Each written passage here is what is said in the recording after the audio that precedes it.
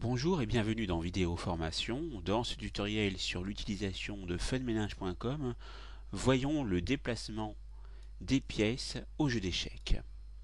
Commençons par les pions.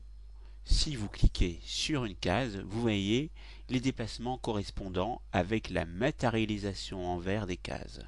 Jusqu'à 2 cases vers l'avant, ce qui est prouvé ici, mais vous pouvez vous déplacer également d'une seule case. Et ceci par la suite.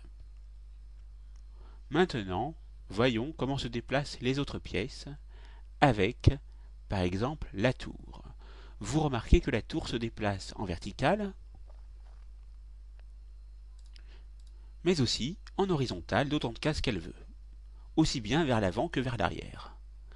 Et vous avez pu voir ici, très vite, si vous avez été attentif, que le pion prend toujours en diagonale et vers l'avant, jamais vers l'arrière, contrairement à toutes les pièces de jeu situées en première ligne. C'est-à-dire que toutes les pièces de jeu en première ligne pourront effectuer au départ un déplacement vers l'avant, mais après, lorsqu'elles auront plus d'espace de jeu, elles auront la possibilité soit d'aller vers l'avant, soit d'aller vers l'arrière, avec leur propre mode de fonctionnement. Voyons le cavalier. Le cavalier, lui, se déplace de 3 cases en 3 cases, soit ici, donc avec un angle droit. Ici, vous voyez toutes les autres possibilités qui s'offrent, avec un retour vers l'arrière de 3 cases, aussi bien ici qu'ici, ou alors vers l'avant, ici ou ici. Voyons maintenant d'autres pièces de jeu,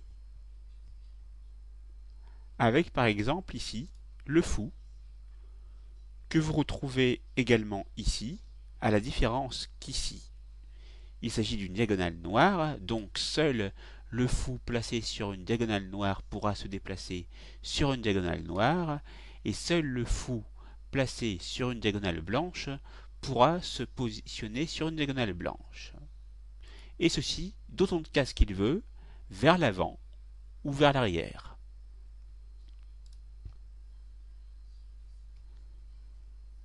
Ici, vous avez pu voir l'exemple du cavalier qui non seulement se déplace de 3 cases, mais peut prendre de 3 cases. Donc à vous d'être attentif au positionnement des pièces de jeu. Maintenant, il me reste à vous montrer le déplacement de la reine et le déplacement du roi. La reine, comme vous pouvez le voir, peut se déplacer déjà en horizontale, en verticale. Mettons-nous ici.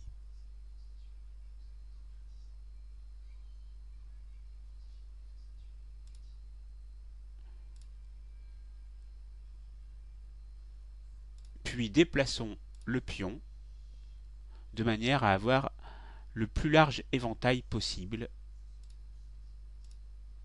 et libérons toutes les places possibles pouvant s'offrir à la reine. Et maintenant, voyons comment peut se déplacer la reine. Vous avez ici un grand choix possible de déplacement, avec un déplacement d'autant de cases que la reine désire. Ici, en position horizontale, jusqu'à ici, jusqu'à là. Elle peut se déplacer aussi bien que d'une case ou de bien d'autres nombres de cases possibles. Également en diagonale, vers l'avant, vers l'arrière. Voyons maintenant le déplacement du roi, qui est la pièce maîtresse du jeu, puisque si cette pièce est mise dans une position d'échec et mat, c'est-à-dire que où elle se déplace, elle se fasse prendre, la partie sera terminée. Et l'adversaire qui aura mis le joueur en échec gagnera la partie. Donc, voyons comment se déplace le roi. Ici, vous voyez qu'il se déplace déjà en horizontale, également en diagonale. Et comme nous avons vu qu'il se déplaçait en diagonale, voyons ici qu'il peut se déplacer que d'une seule case à chaque fois, puisque seules les cases limitrophes de l'endroit où se situe le roi s'allument. Vous remarquez qu'ici, même si l'espace est vide, la case ne s'allume pas. Pourquoi? Parce que si le roi se déplaçait ici, que se passerait-il? Eh bien, le pion qui est ici prendrait le roi. Et la partie serait terminée. Donc, à vous d'être attentif au mode de déplacement de votre pion, ou de votre roi, ou de votre tour, ou de toute autre pièce de votre jeu. À vous d'élaborer votre stratégie. La formation est terminée, c'est à vous.